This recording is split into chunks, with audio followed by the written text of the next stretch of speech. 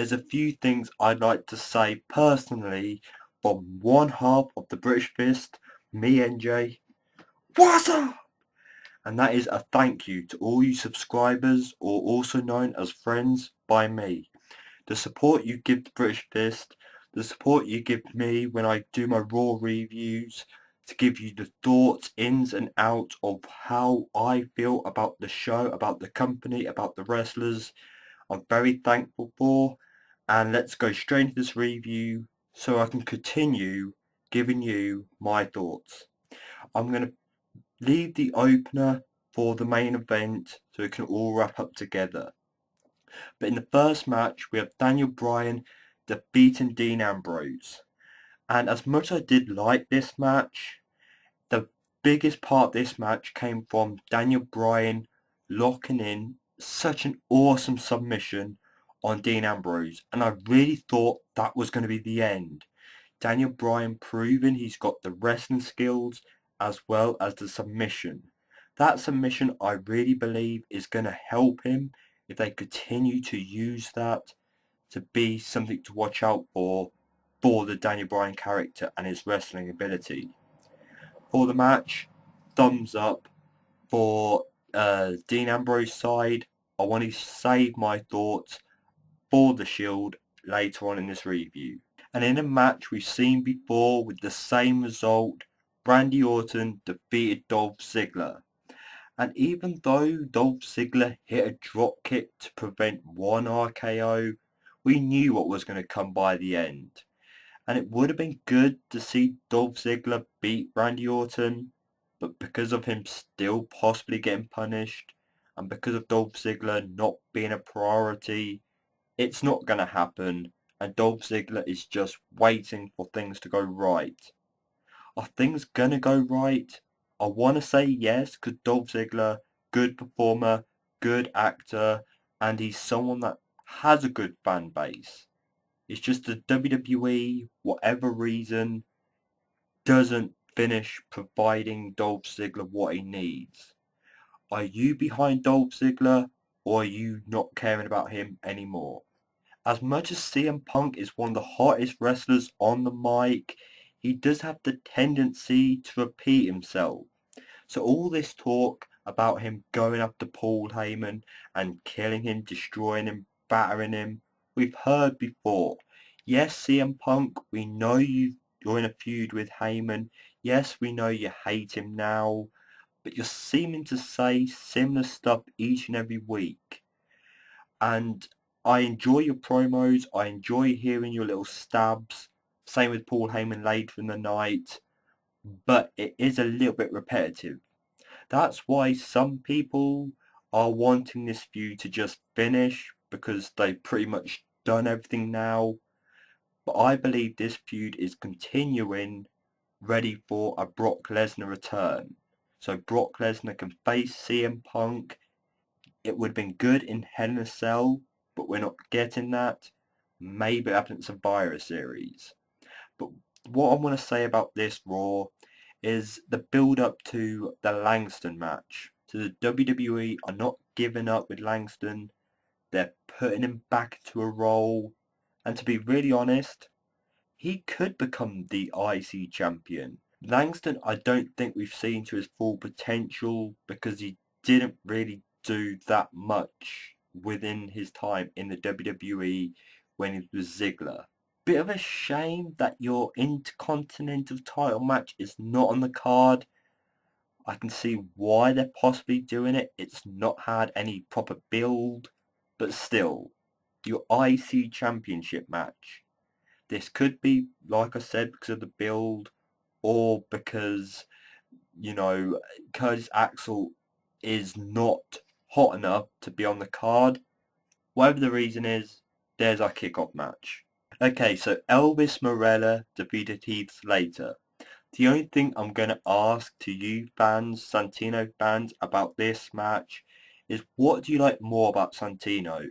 His entertainment or his vocals during a match? Because to me, he provides both of them in one of the strongest ways within the WWE. He's such a great character. As for 3MB, I don't care. And then Santino gets the real king to dance, and they go, Jerry, Jerry. Oh yeah, and you know, Jerry's got some moves. Maybe not the best, but it was nice of Santino to give Jerry Lawler his little moment on Raw. Brie Bella gets another win on AJ in a tag match, the Bella Twins versus AJ and Tamina. I'd rather see more from Tamina as this big, strong, dominant diva than a continuation of Brie Bella and AJ. As much as the Wyatts defeating Awesome Boo made sense because of the previous week's build-up, I'd rather see the Wyatts start targeting tag teams, start targeting the tag team champions each and every week, building themselves up in that kind of direction. Because think of it, the Wyatts would be the great tag team to go after the gold. Yes, it might be early, and steady build-up of this could be a way to continue making a name for themselves. But it feels right now the Wyatts are just there to give Bray his moment in the sun, which is not bad. I'm just trying to level up what the WWE could offer the Wyatts as a whole. If the WWE want to put wrestlers over, their opponents should more likely be hot in the WWE or in a good place to make them look like a good challenger or a good wrestler, good tag team, good diva to put over their opponent.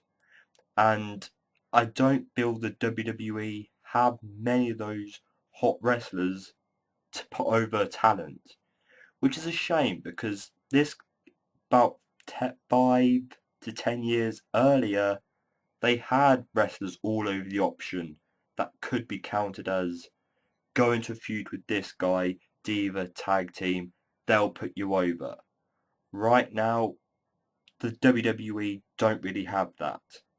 But we have the Real Americans defeating Tons of Funk. I didn't care about the match. Do it, go for it, enjoy it, whatever. The thing that stood out was Zeb Colt on the mic, and he talks about a later feud against the Los Matadores. And even that feud, as much as it is a feud which WWE I thank you for, but it's not really putting over anyone. So does WWE possibly think about making some tag teams better than the others? Or bring in old tag team to do that job for you for some time? The Shield versus the real number one contenders, the Usos, in a number one contendership match did not happen. And it all came down to a triple threat being made at Hell in a Cell between the Shield, the Usos, and the tag team champions Goldust and Cody Rhodes, the Rhodes brothers. And one thing I noticed about the actual match and Raw is the Shield are not the tag team anymore. They're not the dominant ones. Because during this big fight all three tag teams had, the Shield are the ones who ended up getting laid out, flattened, gone. When if it was the original Shield that they were when they came in for the few months following, they'd be the last one standing. Maybe, like I said earlier, the Wyatts stepping in as the next strong heel tag team would be beneficial, or just make the Shield dominant again. Come on, WWE. But at least we've got a strong tag team match going to Hell in a Cell. So for this segment, WWE have provided us something good and hopefully to look forward to at the pay-per-view. I agree that the WWE shouldn't forget about the long-term wrestlers, give them their moments. But couldn't this big storyline, concentration and build be given to the newer wrestlers? Like, couldn't have Barrett had a big storyline? Couldn't you have done more with Ziggler? Couldn't you have done a big storyline with Sandow, Antonio Cesaro? It's just you're putting emphasis on the Big Show who's had his big storylines, had his big moments. Why are we continuing giving Big Show more? unless something bigger's going to come up from it, which makes Big Show help out a younger wrestler other than Daniel Bryan. But then later in the night, going towards the main event segment, we get HBK having some fun with Triple H, missing the old Triple H, the Triple H that didn't grow up, the Triple H in D-Generation X. And it's true, Triple H is now becoming this superior COO, eventually taking over the company. And as much as I do miss the old Triple H, the entertained Triple H, he did mention the fact that the old Triple H may come back. He mentioned the fact that he may step in the ring again and show Daniel Bryan that he's not the face of the company. He's just another B+ wrestler. And I'm just thinking, Triple H is at that stage now where he should be stepping in the ring to put over the future of the WWE. He mentioned facing the big wrestlers, but no, he faced Brock. Not everyone thought that feud was beneficial or did anything.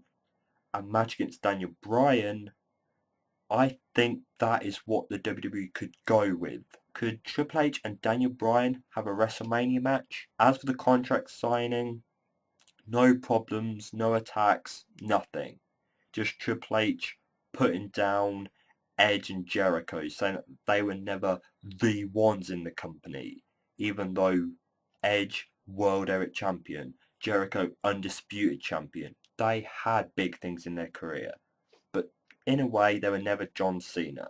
And it's such a shame that the WWE are trying to save Hell in a Cell's reputation by how Punk and Orton and bit of Triple H trying to say how bad the Hell in a Cell concept and match is. Because sadly over the years the Hell in a Cell match has not been the same. Let's just hope you guys enjoy the pay-per-view. Worthless mortals, I'm back.